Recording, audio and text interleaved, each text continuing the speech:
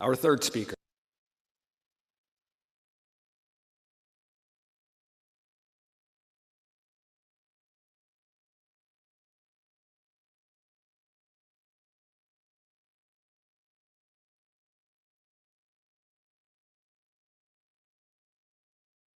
Speaker 157. Who you callin' hysterical? 157.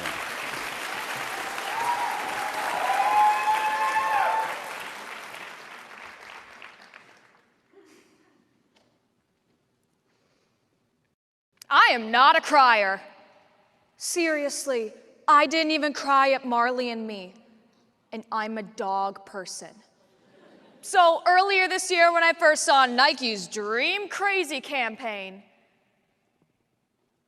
I got emotional. All these female athletes with inspiring stories about taking on the patriarchy in sports, now that should have been the plot of Marley and Me. But at its core, as the New York Times on February 26, 2019 notes, the ads are really about something more. Women reclaiming the word crazy. Which is why I was a little surprised when last month, track and field star and former Nike athlete Alicia Montano announced her plans to sue Nike. Because when she got pregnant, they stopped paying her. The reason? As the article explains, when you get pregnant, you get too emotional, too unpredictable, and even too crazy. Yet for literally thousands of years, we have been obsessed with what happens inside a woman's uterus and associated that with how she acts. And it all started with a term that many of us now take for granted: hysteria. As The Atlantic on March 24th, 2019 notes, hysteria was the first and most commonly diagnosed mental health disease in women and was recognized as a mental illness until 1980. However, Google Trends, Twitter, Reddit, and even Merriam-Webster's dictionary all showed that searches for female hysteria spiked up, while the women of the Me Too movement spoke out. Meaning, hysteria's impacts go far beyond a woman's uterus. So, today, we'll first examine the history of hysteria as a medical diagnosis. Second, look at how the evolution of hysteria on a small scale changed the religious and cultural landscape for women everywhere, before finally discussing the large-scale implications to what researchers at Columbia University on April 29th, 2019 called the most influential term in the history of marginalizing women for being women. One of my favorite things to do is to troll Twitter for idiots. Here's one of my personal favorites, at IamSteve29. Okay, the only thing I understand less than the hashtag Game of Thrones hysteria is the number of insane women in the show who just need to shut up and get a man. LOL. But hey, if you need a misogynistic photographer in Oklahoma, he does weddings. This relationship between hysteria and insanity has a long and complex history, stretching as far back as our history class's favorite philosopher, Aristotle. See, in ancient Greece, Aristotle firmly believed that women should not play a role in democracy, but he couldn't justify his opinion without something to back him up. So, he invented a disease: the wandering uterus, which was basically the belief that when a woman was overly emotional, her uterus must have left its usual spot and started wandering around the body, making her insane. But as Marquette University in November 2018 explains, we hardly ever hear about the wandering uterus because the term didn't sound medical enough to be believed.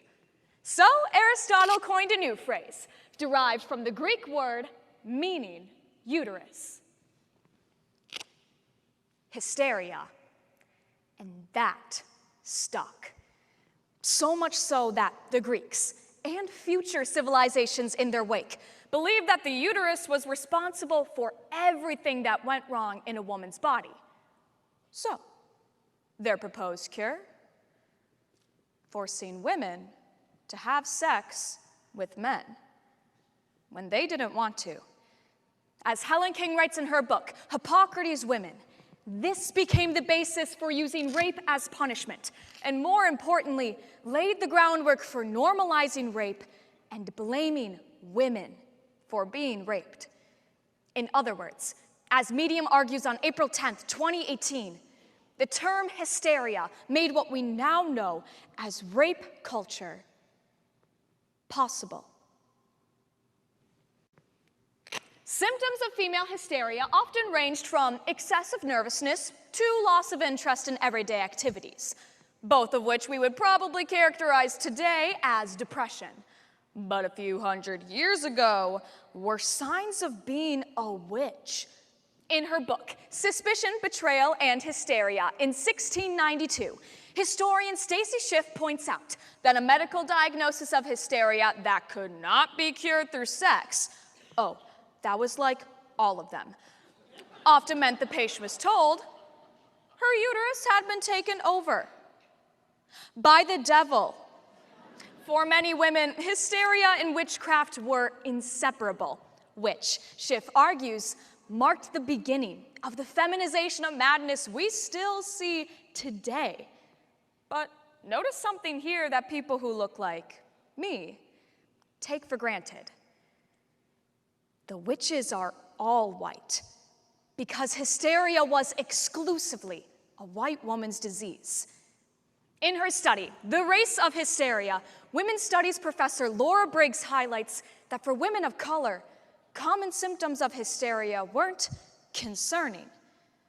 They were considered normal. As a result, the medical community started using women of color for experiments, with brutal procedures on their uteruses to try and fix hysteria for white women. As the researchers note, this treatment became the blueprint for a long history of exploiting people of color in the name of medicine.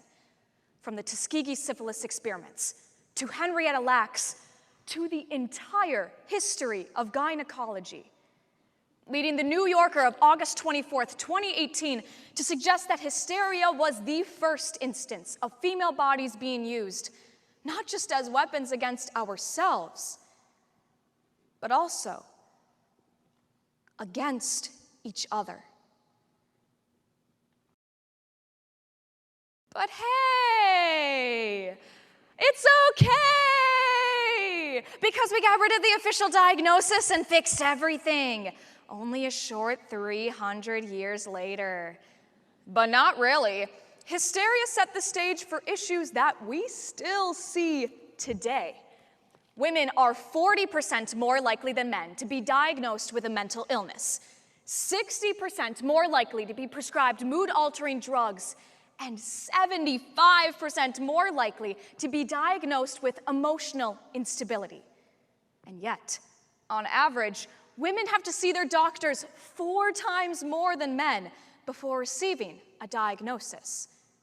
Meaning, we actually have to fight just to have our supposed craziness acknowledged at all. Finally, there is perhaps no better time to talk about the importance of hysteria than now. As the University of Toronto notes on February 20th, 2018, hysteria isn't just important for what it did diagnose, but also for what it didn't. Trauma. In the wake of hysteria, women's stories about actual physical trauma were ignored.